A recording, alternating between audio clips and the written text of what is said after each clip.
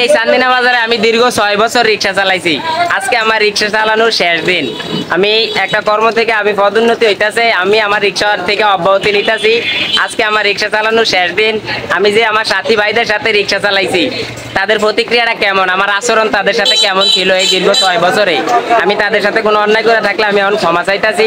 আমি আমার কয়েকজন সাথী ভাই রিক্সা চালকদের কাছে যাব, আমার সম্পর্কে তাদের অভিমত কেমন, আমার সম্পর্কে তাদের অভিযোগ আছে কিনা আমি এখন এটা দেখবো।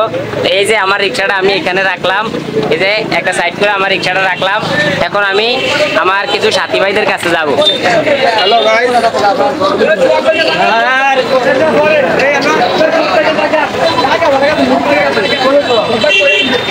আসসালামু আলাইকুম রহমতুল্লাহ। ভালো আছেন ভাই? তো আমি তো এই বাজারে রিক্সা চালাইছি 6 বছর। আমি খুব ছোটকাল থেকে এই চান্দিনা বাজার রিক্সা চালাইছি। এখন রিক্সা চালানোর ক্ষেত্রে আমি বহুবার আপনার সাথে দেখা হচ্ছে। রাস্তাঘাটে হয়তো বা কোনো ধাক্কা থাকতে পারে, কোনো একটা কথা কাটাকাটি হইতে পারে।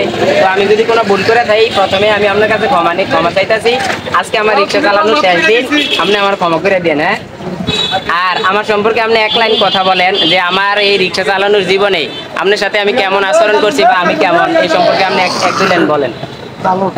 ভালো। আপনার সাথে আমি কোনোদিন বেয়াদবি করি নাই।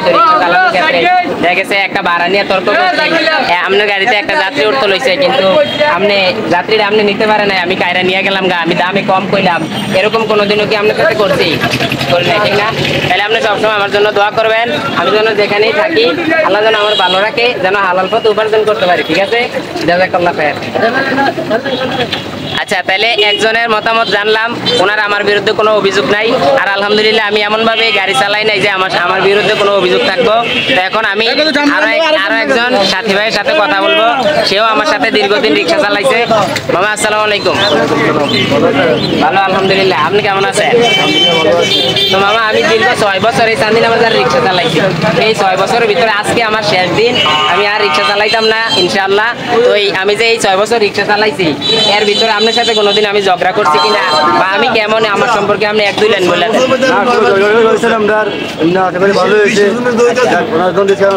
আমি কি আপনার সাথে কোনোদিন এমন আচরণ করছি যে আপনার গাড়িতে যাত্রী উঠতে লইছে, কিন্তু আমি এই যাত্রীটারে কম টাকা বইলা বা আরেকটা বাইলবুল দিয়া বলে বলে আমি নিয়ে গেছি, কেমন হয়েছে কোনোদিন? আপনার সাথে কি কোনোদিন গাড়ির ধাক্কা লাগছে বা অ্যাক্সিডেন্ট করছি, আপনার সাথে মারামারি কাটাকাটি কথা কাটাকাটি হয়েছে কোনোদিন? তাহলে আপনি আমার জন্য দোয়া করবেন, আমি যেন যেখানেই থাকি আল্লাহ যেন আমার ভালো রাখে। আসসালামু আলাইকুম। ঠিক আছে, আচ্ছা, আমি দুইজনের সাথে কথা বললাম, আলহামদুলিল্লাহ দুইজনের কারো আমার প্রতি কোনো অভিযোগ নাই। এই রিক্সা চালানোর কর্মটার ভিতরে আমি আমার অনেক শান্তি খুঁজে পাইছি। এই কর্মটা শতভাগ হালাল উপার্জনের মাধ্যম। তারপরেও মানুষ কি লেগে জানি এই কর্মরে ঘৃণা করে, আমার বুঝে আসে না।